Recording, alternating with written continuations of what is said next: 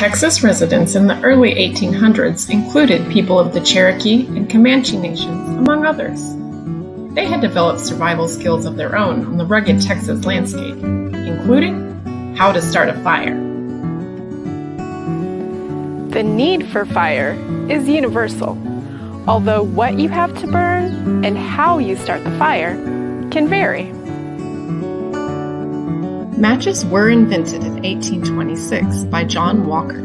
However, he failed to patent his friction lights, and they were copied by Samuel Jones of London and marketed as lucifers in 1829. Although they technically existed during our period, they were not widely available and had a tendency to explode, thus earning them the name Lucifer. Early methods for fire starting include the simple two-stick method, bow drill, fire making by percussion, and flint and steel. This time, Drew and I are going to try the bow drill method of starting a fire with the wood that we have readily available here in Central Texas, ash juniper. If we succeed, we're going to be warm tonight. If not, it's going to be a long, cold night.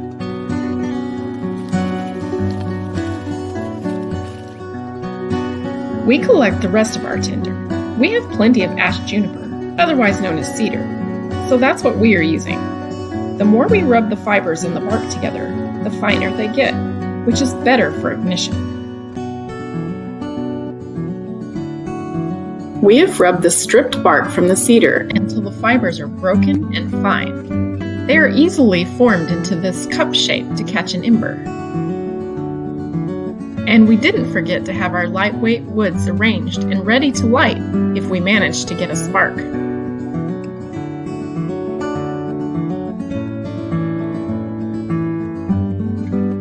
Here are the pieces we chose for our kit: a spindle, hearthboard, a bow, a coal catcher, and a socket. This stick of cedar was chosen for our spindle as it is pretty straight and already about the correct width.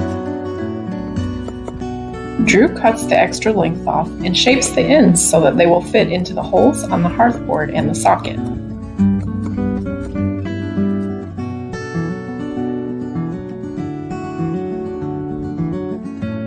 We choose this for our hearthboard. Drew carefully chips away extra wood until we get our desired shape. He then drills a starter hole for our spindle. He carefully cuts a V-shaped notch toward the hole so that a coal could fall through if we manage to make one. This is what we're left with in the end, and we think it looks right. We find a piece of cedar with a slight natural curve, and we attach our piece of twine to either end.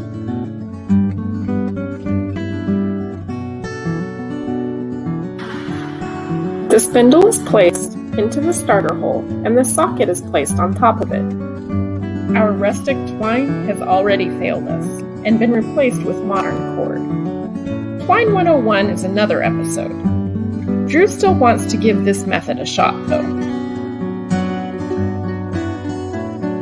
This method can clearly be successful if we manage to get it right. Smoke is already spotted rising up from the hearthboard.